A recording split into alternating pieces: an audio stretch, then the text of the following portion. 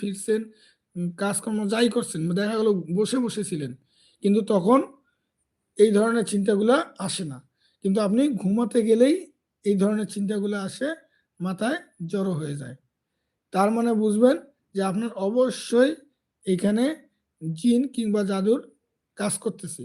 তখন আপনি যেটা কাজ করতে পারেন সেটা হচ্ছে যে আপনি তখন একাধারে, আজকে যে আমি এই রুকাইয়াটা পড়লাম, এই রুকাইয়াটা আপনি একাধারে 7 দিন শুনতে পারেন।